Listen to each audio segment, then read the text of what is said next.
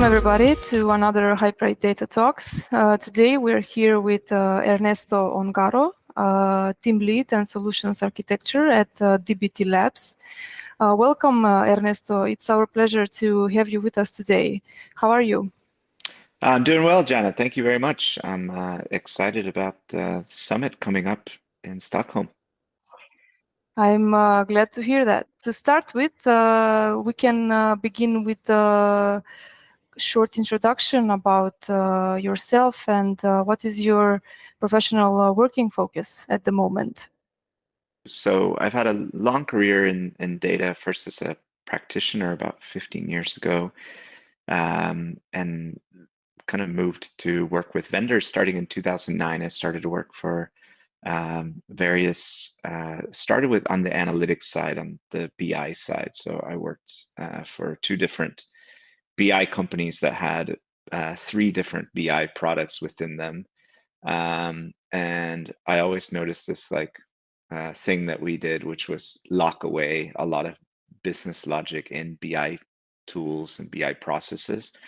And so about 3 years ago or 4 years ago, I started to hear about a product called DBT that sort of allows shifting left of that logic away from BI tools and into kind of earlier in the process. So sort of like they say, shifting security left, I say sort of shifting analytics left, like shifting things away from end user tools and into more centralized places to enable better self-service. So anyway, that's what I do today. I work for DBT Labs. We help transform data that's already in your warehouse. And my role is to help Europe's most innovative companies get started with DBT and be successful with DBT Cloud. That's a great introduction.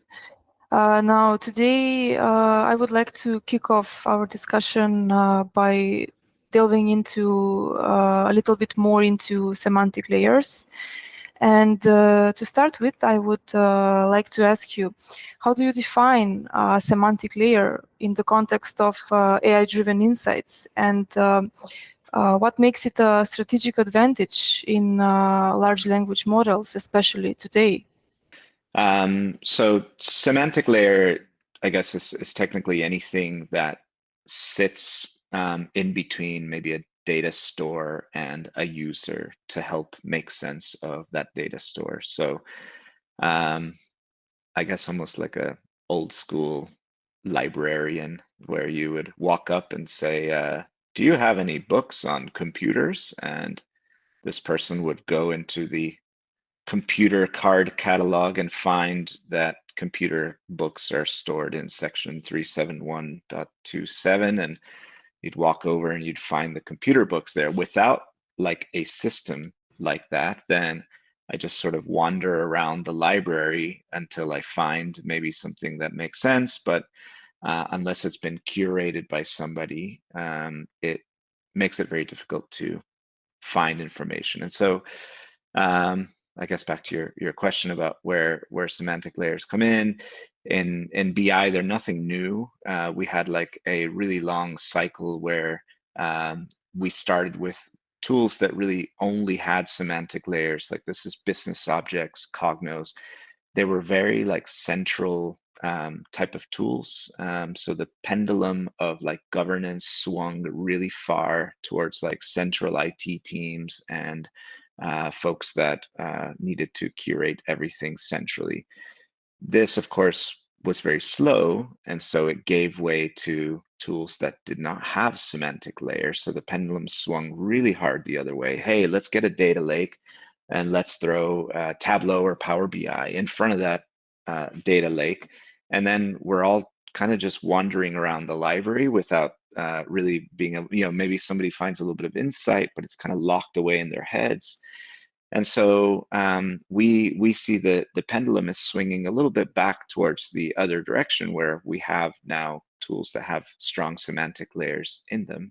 DBT started down the route of semantic layer about 2.5 years ago. We built, actually Drew, who's going to be at the event, started to build a home-built semantic layer. He did a talk at our own conference called Coalesce, called DBT Needs to Know About Metrics, because DBT traditionally only knew about sort of fact and dimension tables, but not what goes inside of those facts and dimensions and how they get connected.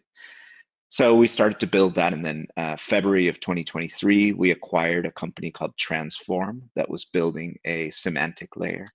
And then what we've done is actually integrated that semantic layer into the DBT Cloud product. And so now it's part of our product offering. Could you possibly share maybe some examples or case studies where this implementation of semantic layer has accelerated data-driven decision-making within one organization? In some ways, like DBT has always been a semantic layer because we take the raw data and we help you transform it into data that's ready to be activated. And then so you can look at any case study of DBT, and what you'll see is like cost savings because people are not recreating things, time savings, things like that. So I think there's loads of those. And then specifically in the new world of like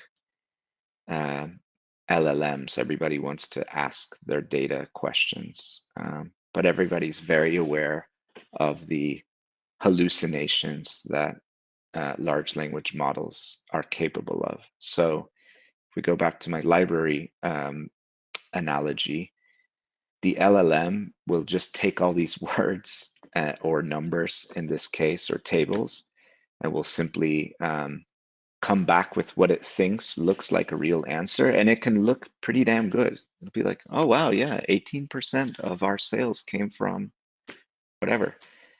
It can look like real, but be completely false. And so in November,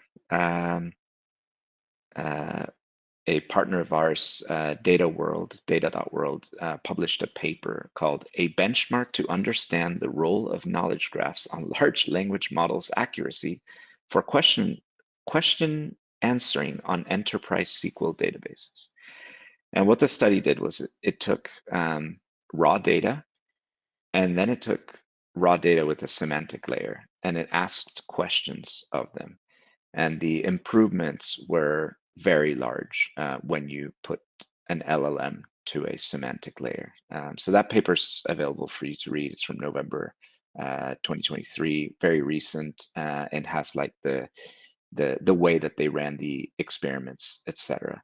And so the types of questions that they asked were very complex questions. So it wasn't like from a single table, like, you know, that's very obvious. It was more like, hey, something that's going to require a lot of joins in your database and a lot of different ways to interpret that data.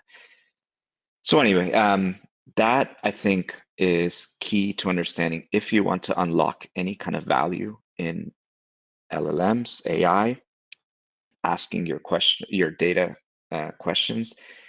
You should be thinking about a semantic layer. You should not be thinking, oh, finally, after 20 years of having this super messy data, I'm going to be able to now throw this LLM on top of it. I guess if accuracy is not important, then you can do that. But I think accuracy is of critical importance. We always talk about data quality and data observability and all that kind of stuff. People care about accuracy as the top level thing for data. And so we have some internal tooling that we've built. I have some partners in the Nordics.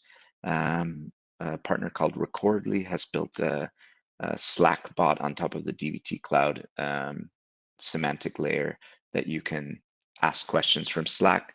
We're early days in like seeing, you know, companies adopt this at a wide scale.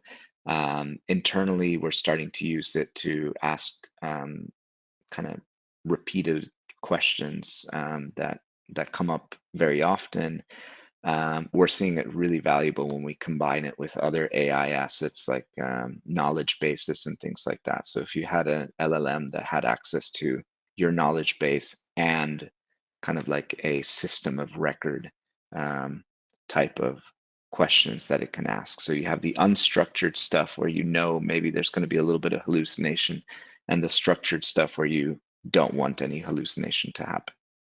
I would like to also touch upon what is your vision for the future? How do you see the role of these semantic layers evolving in the next, let's say, couple of years? What is the potential impact that organizations might encounter in terms of analytical capabilities also? Besides the classic, like, machines are going to replace humans stuff, I think that analytics practitioners are going to have even more work to do in the future. The more AI stuff that we do, the more structured data that comes out of it and needs to be analyzed to make some sense of it. So if I'm replacing 30 call center agents with a AI agent, I want some very, very accurate reporting about what it's doing. And I feel like there's the two sides of that. There's the part where, okay, you've automated some system, but then the part where you still want some control over that system. And I think that a semantic layer isn't something you're going to be able to skip. I see a lot of companies coming at DBT Labs today saying, gosh, we're ready for AI. And when we actually look at it, there's kind of like this maturity curve where AI makes the most sense. And if you're at the very bottom of that maturity curve, you need to do some modeling of your data. And then on top of that model, you build a semantic layer. And on top of that semantic layer, you add an AI layer. I think companies that are trying to skip some of these middle steps won't find any success today due to accuracy issues. So yeah, I think the future is even brighter than ever for analytics practitioners. There is more work than ever to do to make sense of data. Thank you, Ernesto, for sharing your insights on this topic. And to everyone listening to this interview, stay tuned for a presentation at this year's Data Innovation Summit by the co-founder of DBT Labs, Drew Banin. His session is titled Setting the Right Foundation for Innovation. And we are also honored to say that DBT Labs is one of our partners at this 9th edition of the Data Innovation Summit. Thank you once again, Ernesto, for your answers, and we look forward to meeting the DBT Labs at the summit. Yes, see you in Stockholm.